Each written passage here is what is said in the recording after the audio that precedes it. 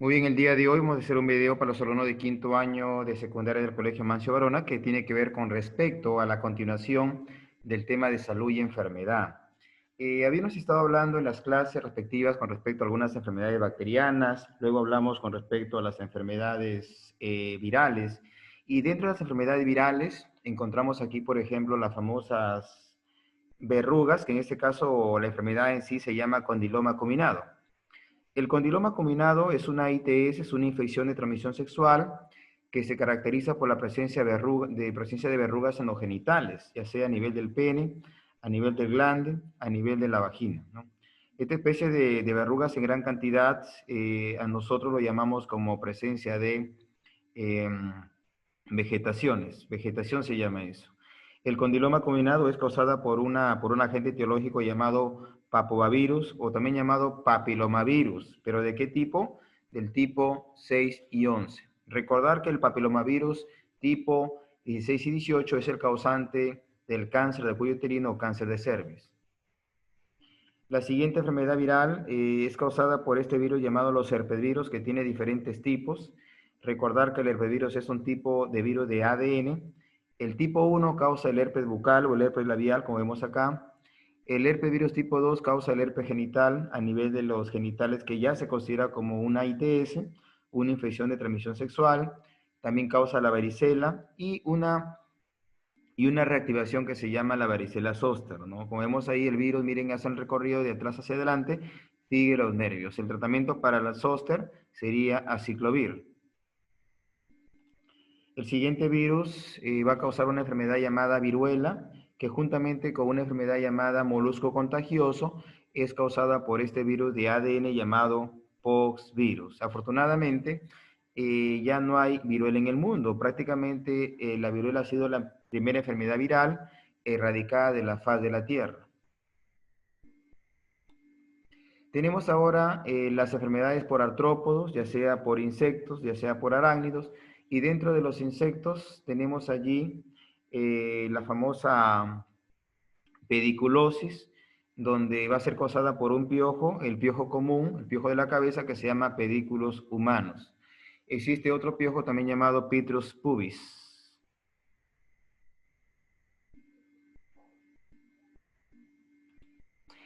La siguiente enfermedad se llama escabiosis o sarna típico de la piel, causada por un arácnido, en este caso se llamaría Sarcoptes scabiei, ahí está. Y como se llama escabio, por eso ahí viene el nombre de escabiosis, le pusieron a la sarna, ¿ya? Típico de aparición, mire, a nivel de la piel, tiene como reservorio el ambiente, la tierra, ahí están los huevitos. La vía de transmisión debe ser básicamente directa, y su patogenia es que este arácnido ingresa a la capa córnea, o sea, a la capa más externa de la piel y se reproduce. En cuanto a la manifestación clínica de la sarna, tenemos que causa prurito nocturno, o sea, picazón, eczemas y los surcos acarinos. Atípico de esta enfermedad presenta los surcos acarinos. En cuanto al diagnóstico, debe ser netamente clínico y se puede también diagnosticar a través de una biopsia. En cuanto al tratamiento, tenemos el benzoato de bencilo y el lindano. En cuanto a la prevención, básicamente el aseo es importante, la higiene. En cuanto a las enfermedades causadas por protozoarios, tenemos, por ejemplo, la malaria o paludismo, que lo causa el famoso Plasmodium. Pero cuando hablamos del Plasmodium hay diferentes tipos, como el Plasmodium vivax, oval, que causa la fiebre terciana benigna. El Plasmodium falciparum causa la fiebre terciana maligna, que desafortunadamente el Plasmodium falciparum es el más patógeno, el más agresivo, el más violento, que causa la famosa terciana maligna, y esto sí puede matar en un tiempo corto. Luego tenemos el Plasmodium malaria, que causa la fiebre cuartana, y el reservorio de la malaria y paludismo se llama, bueno, serían los monos. En cuanto al modo de transmisión, es indirecta porque aquí se requiere vectores biológicos. ¿Y quien transmite la malaria y paludismo? Sería el zancudo hembra del género Anopheles, ¿ya? Que es hematófaga, se alimenta de sangre que lo utiliza para alimentar a sus huevitos, y así viene básicamente transmitiendo a otros organismos, ¿ya? El vector aquí sería zancudo hembra del género Anopheles. Recordar que el zancudo hembra del género Anopheles se considera como el hospedero definitivo. En cambio, el ser humano sería el hospedero intermediario.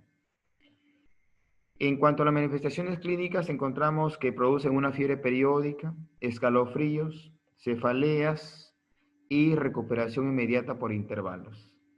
En cuanto al diagnóstico, vemos acá diagnóstico, la famosa gota gruesa, típico para descartar lo que es la malaria paludismo, que se utiliza un colorante llamado gienza para encontrar en este caso el parásito, y la prevención es el manejo del vector. En cuanto a otra enfermedad por protozoario sería la toxoplasmosis causada por un protozoario que se llama Toxoplasma gondii. Este Toxoplasma gondii habita, tiene como reservorio natural el gato, ahí está, ¿ya?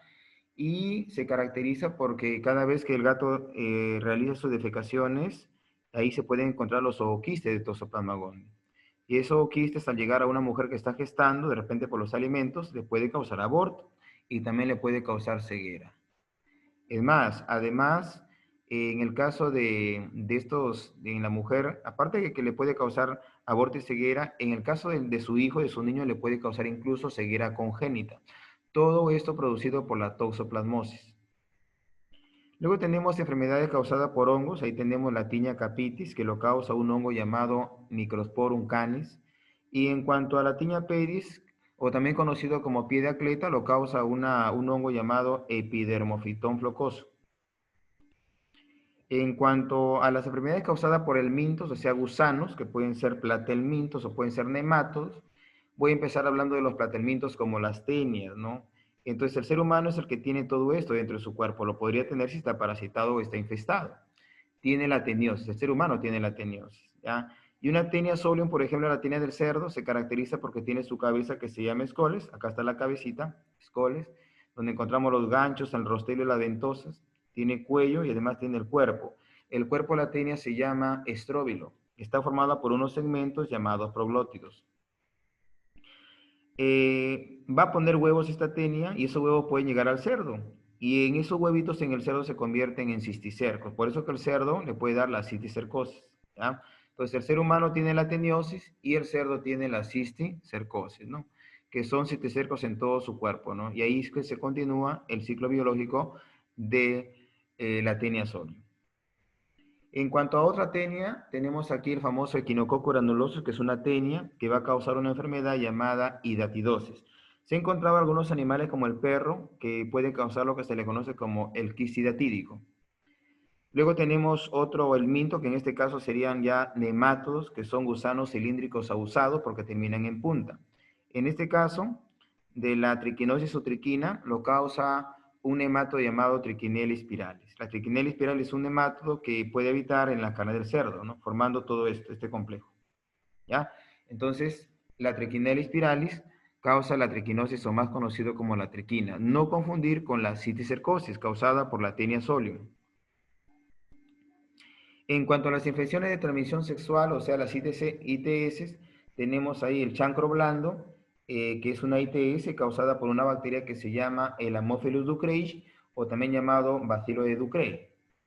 En cuanto a la gonorrea, también llamada blenorragia o blenorrea, algunos lo consideran que también se llama uretritis gonococócica, lo causa una bacteria llamada Neisseria gonorrea, más conocido como gonococo de Neisser. Esta enfermedad se caracteriza porque la persona, el varón, tanto la mujer, pueden liberar pus, ya sea por el pene o por la vagina.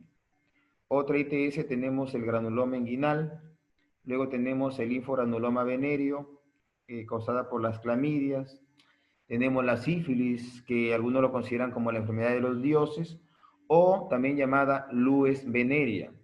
Lo causa una bacteria que se llama Treponema pallidum, más conocido como espiroqueta de Chaudin.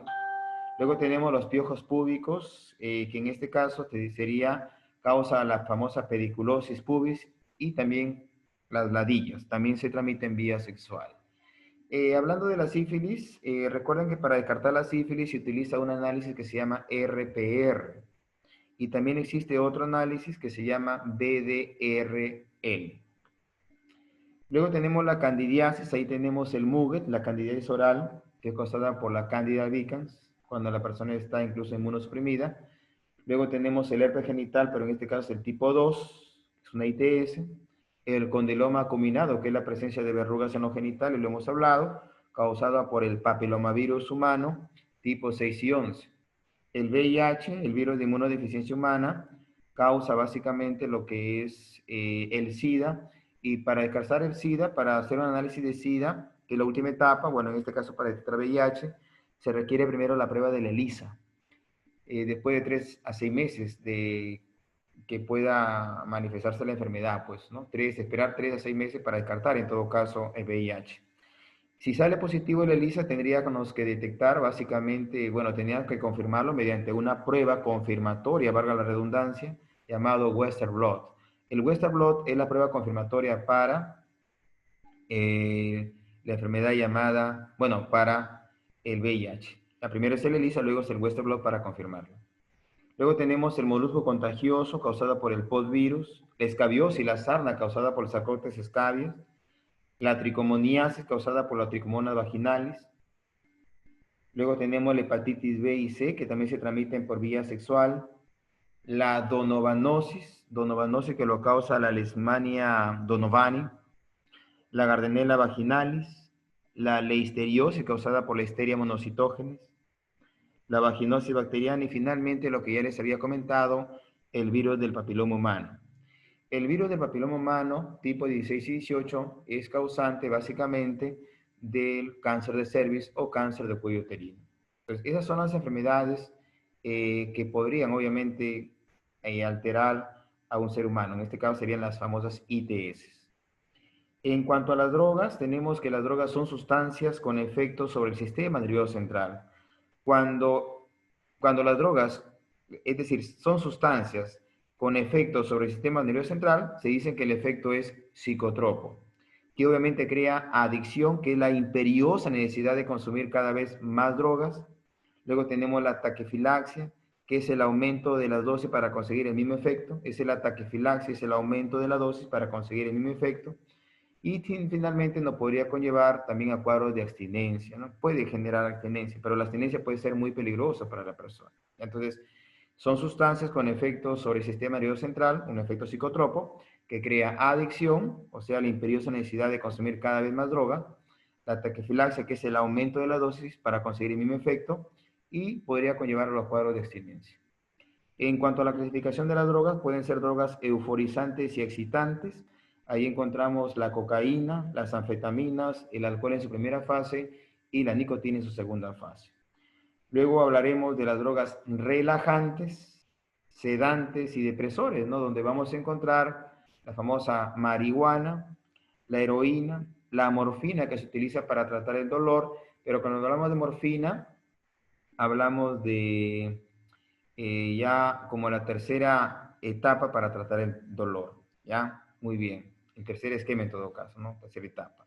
Dentro de las drogas relajantes, sedantes y depresores, aparte de la marihuana, la heroína y la morfina, encontramos el alcohol en su segunda fase y la nicotina en su primera fase.